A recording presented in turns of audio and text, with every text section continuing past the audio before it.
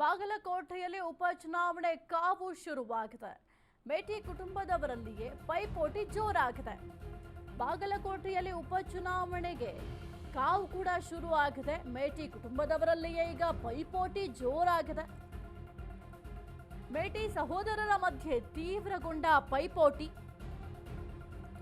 ಎಚ್.ವೈ. ಮೇಟಿ ನಿಧನದಿಂದ ಮತಕ್ಷೇತ್ರ ತೆರವಾಗಿದೆ. ಬಾಗಲಕೋಟೆ ಮತಕ್ಷೇತ್ರ ಟಿಕೆಟ್ಗಾಗಿ ಇಬ್ಬರು ಪುತ್ರರು ತೆರೆಮರೆಯ ಕಸರತ್ತನ್ನ ಮಾಡ್ತಾ ಇದ್ದಾರೆ.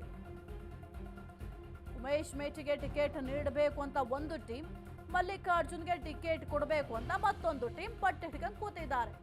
ಬಾಗಲಕೋಟೆ ಕಾಂಗ್ರೆಸ್ನಲ್ಲಿ ತೀವ್ರಗೊಂಡಿದೆ ಚಟುವಟಿಕೆಗಳು. ಸಚಿವ ಸತೀಶ್ ಜಾರಕಿಹೊಳಿ ನೇತೃತ್ವದಲ್ಲಿ ನಡೆದ ಸಭೆ, ಜಿಲ್ಲೆಯ ಮುಖಂಡರು ಕಾರ್ಯಕರ್ತರೊಂದಿಗೆ ಚರ್ಚೆ ಮಾಡಲಾಗಿದೆ. ಸದ್ಯಕ್ಕೆ ಬಾಗಲಕೋಟೆ ಮತಕ್ಷೇತ್ರಕ್ಕೆ ಉಪಚುನಾವಣೆಗೆ ಸಕಲ ರೀತಿಯಲ್ಲೂ ಕೂಡ ಸಿದ್ಧತೆಯನ್ನ ಮಾಡಲಾಗ್ತಾ ಇದೆ.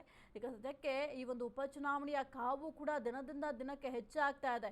ಆ ಒಂದು ಸ್ಥಾನ ತೆರವಾದ ನಂತರ 6 ತಿಂಗಳ ಒಳಗಡೆ ಚುನಾವಣೆಯನ್ನ ಮಾಡಬೇಕಾಗುತ್ತೆ. ಚುನಾವಣೆಗೂ ಕೂಡ ಸಿದ್ಧತೆಯನ್ನ ಮಾಡ್ಕೊಂಡಿದ್ದಾರೆ. ಮೇಟಿ ಸಹೋದರರ ಮಧ್ಯೆ ಕೂಡ ಈಗ ಪೈಪೋಟಿ ಜೋರಾಗಿದೆ. ಎಚ್.ವೈ. ಮೇಟಿ ನಿಧನರಾದ ನಂತರ ಆ ಒಂದು ಸ್ಥಾನ ತೆರವಾಗಿರೋದ್ರಿಂದ ಈಗ ಆ ಒಂದು ಸ್ಥಾನಕ್ಕೆ ಚುನಾವಣೆ ಮಾಡಲೇಬೇಕಾಗುತ್ತೆ. ಅದು ಕೂಡ 6 ತಿಂಗಳ ಅವಧಿಯ ಒಳಗಡೆ ಚುನಾವಣೆಯನ್ನ ಮಾಡಲೇಬೇಕಾಗುತ್ತೆ.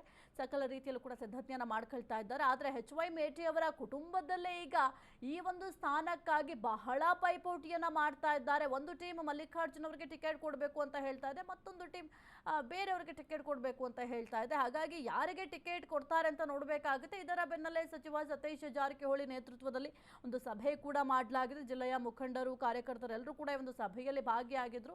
ಆ ಒಂದು ಸಂದರ್ಭದಲ್ಲಿ ಈ ಒಂದು ವಿಚಾರಕ್ಕೆ ಸಂಬಂಧಪಟ್ಟಂತೆ ಚರ್ಚೆ ಕೂಡ ಮಾಡಿದ್ದಾರೆ.